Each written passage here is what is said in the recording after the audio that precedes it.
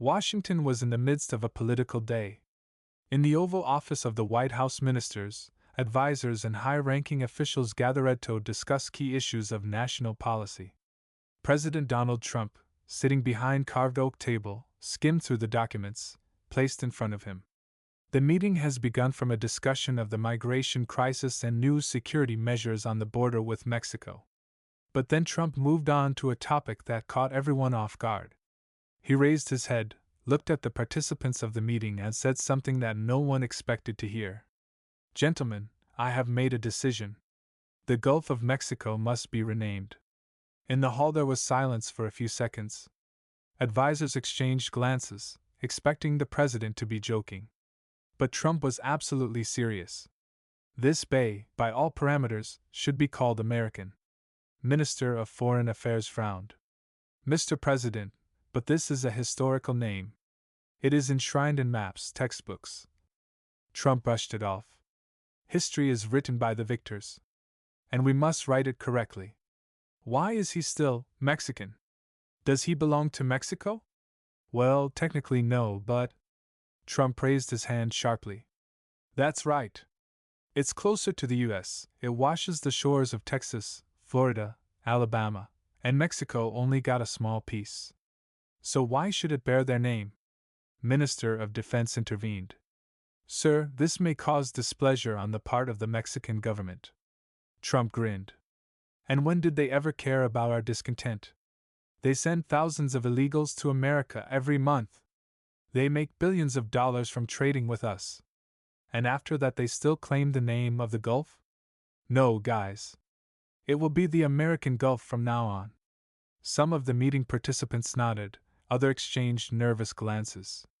They knew that every word Trump says causes a storm of discussion in the press and beyond. But Trump didn't like half measures. He made a decision, and waited for its implementation. International Relations advisor nervously adjusted his tie. "Mr. President, we can't just change the name on international maps." Trump shrugged.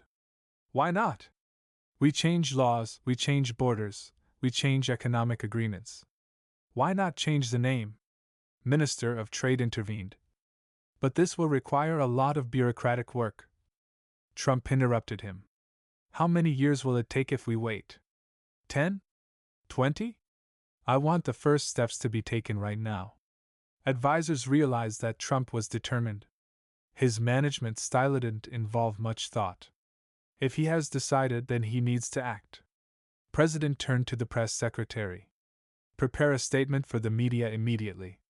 We will announce the start of the renaming process." Press secretary nodded anxiously.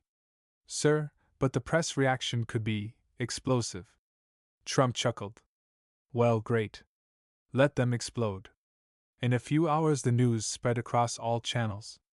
"Trump demands to rename the Gulf of Mexico. The American Gulf is the president's new provocation.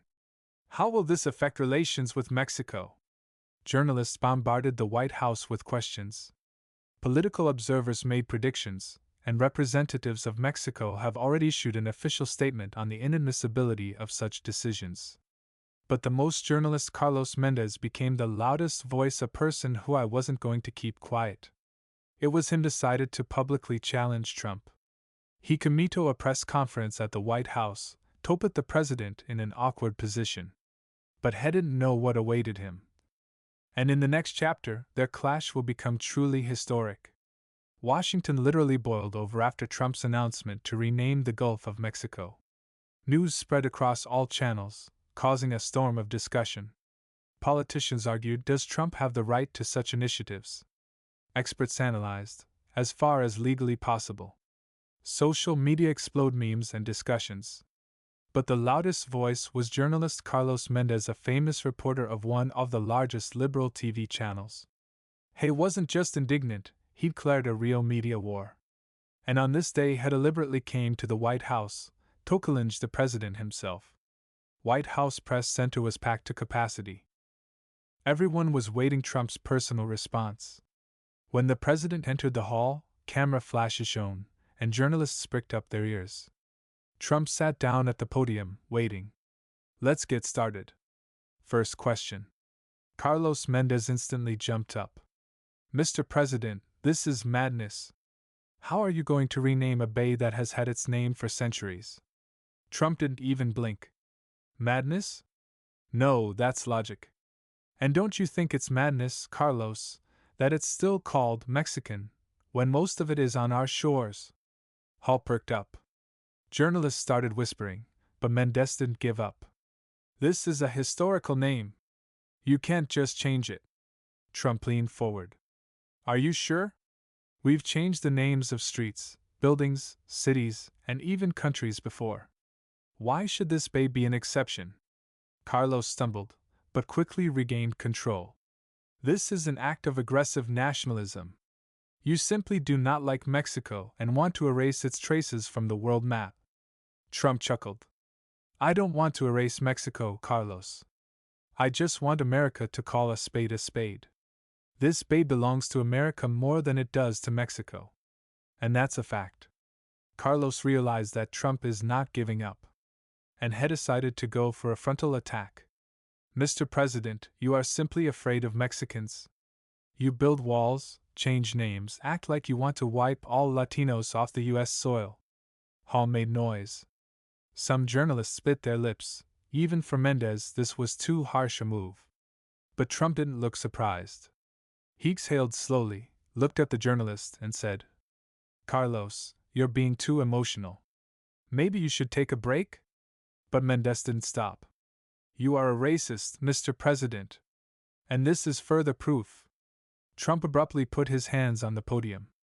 You know, Carlos, I've been listening to you for a few minutes now. And you know what I see? Not a journalist. Not a professional. I see a man who came here not for the truth, but for a scandal. Hall became quiet. Trump looked towards the security. Please take this gentleman out. He doesn't want to have a dialogue, he wants a show. And the White House is not a circus. The guards moved slowly towards Mendez. Journalists tried to object. You can't kick me out. I'm a member of the press. But Trump just smiled. I am the President of the United States. And I will not allow you to behave disrespectfully in this house. Security guards grabbed Mendez by the arms and carefully but firmly led him out of the hall. Journalists froze in shock. Someone started shouting out questions, someone applauded. But the moment has already gone down in history. Trump kicked out a journalist live on air. Now a whole country will be discussing only this. But he was ready for this. Because he always did what he thought was right. And now he was going to see his initiative through to the end, no matter what. In the hall there was a tense silence. Journalists looked at each other, not knowing how to react. Trump just kicked out Carlos Mendez, a famous reporter who never missed an opportunity to criticize the president. Security guards they escorted the journalist out the door, but the echo of his words still hung in the air. Trump remained standing behind the podium, pausing. Heck knew perfectly well what happened. And now he needed to give an explanation that would put an end to this issue. Trump slowly looked around the room, as if giving the journalists time to digest what is happening. He spoke calmly. Ladies and gentlemen, I respect freedom of speech. But freedom of speech is not the right to be rude, interrupt, and throw tantrums in the White House. Some reporters nodded, others looked confused. Trump didn't give them time to ask questions. I know what my opponents will say now. Trump is strangling the press. But let's be honest, if a journalist comes here not for facts, but for scandal, he stops being a journalist. He becomes a provocateur. He put his hands on the podium, making his voice even firmer. Carlos Mendez wanted to put on a show. He didn't want to hear my answer. He wanted to accuse, provoke, shout. But the White House is not a place for a circus. It is a place for serious conversations. Hall continued to remain silent. Even those who did not support the president understood he didn't lose his head. He controlled the situation. Trump took a deep breath and continued. Now that we've cleared up that confusion, let's get back to the main point. Why do I want to change the name of the Gulf of Mexico? Some journalists quickly turned on the cameras. Now set the agenda himself. First of all, because it makes sense. Look at the map. This gulf is closer to America than to Mexico. Isn't it strange that it is still called Mexican?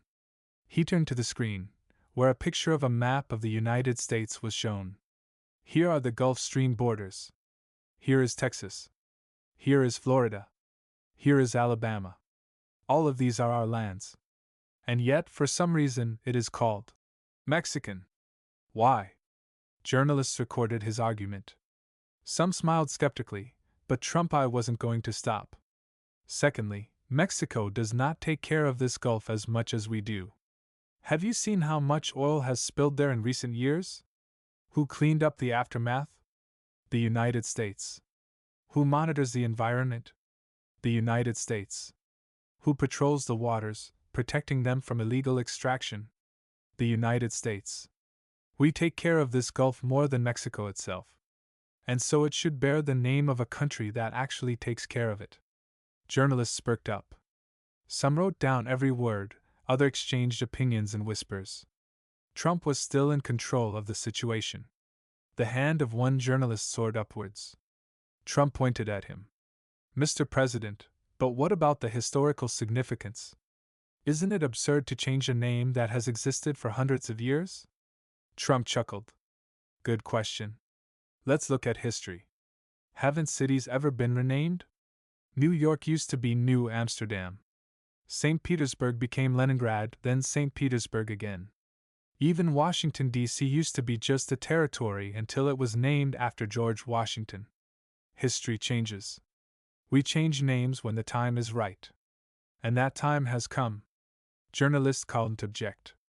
Another reporter raised his hand.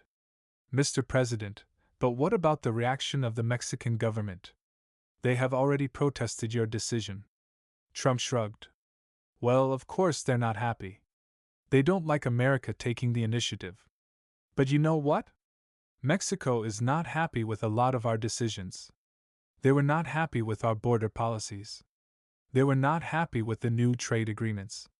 But in the end, they agree because they know we're doing the right thing. Some journalists smiled. Trump knew how to present arguments in such a way that even his critics could not immediately find a weak point. Trump stood in silence, looked around the room, and said, I understand that some people find this decision controversial. But let's be honest, whenever America takes a step forward, there are always those who say it's too radical. But in the end, it's these steps that change history. He looked into the camera lens. American Gulf. Get used to this name. With these words, he turned around and left the room.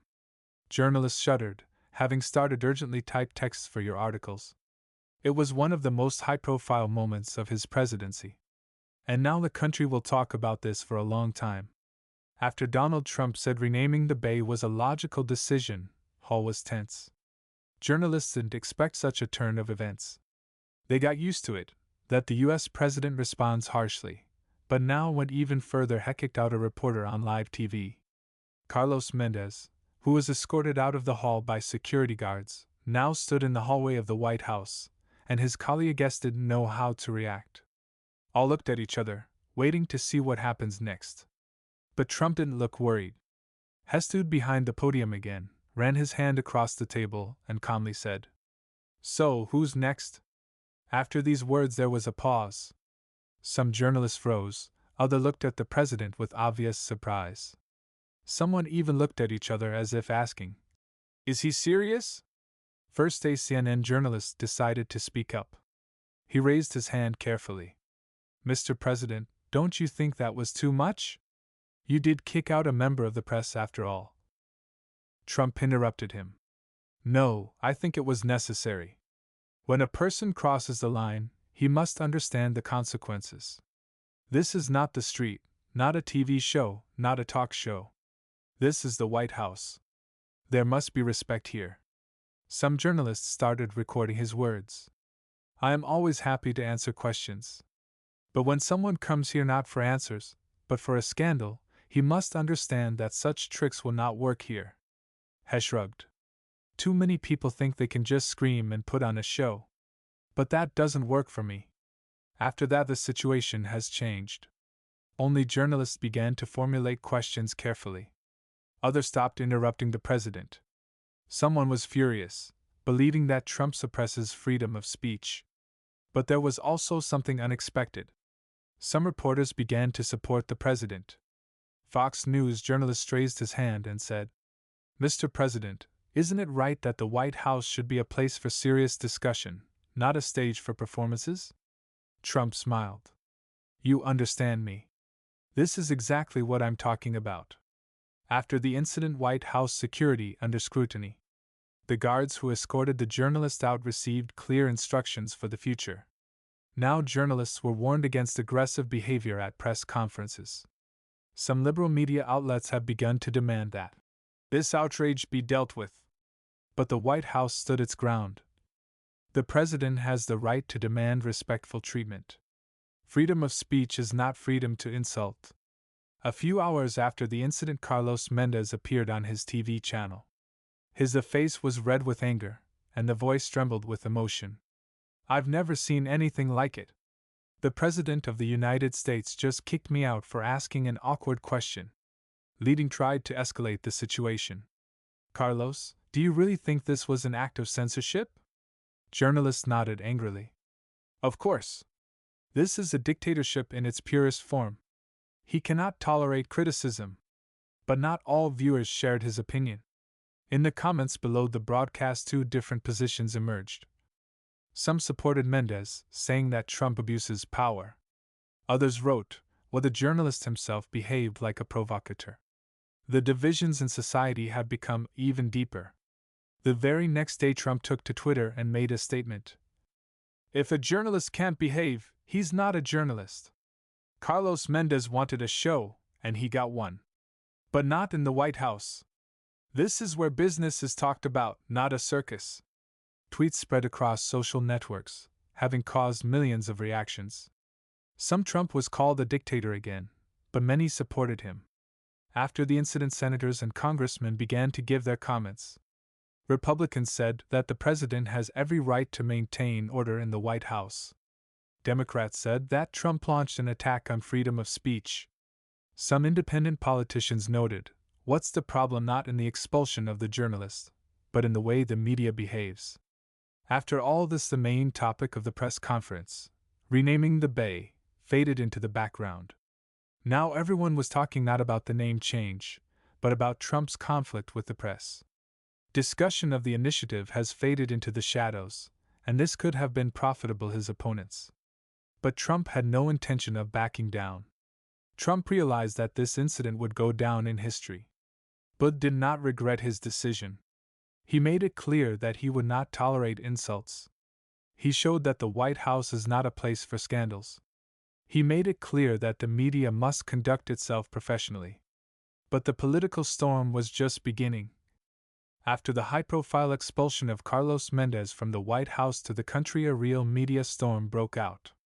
The Gulf of Mexico renaming issue faded into the background. Now everyone was discussing, did the president have the right to kick a journalist out of a press conference? Some admired Trump, considering his actions a demonstration of strength and integrity. Others cried out about the end of free speech and called it the beginning of a dictatorship. But Trump himself had no intention of backing down. And while in the media passions were running high, he continued to move forward.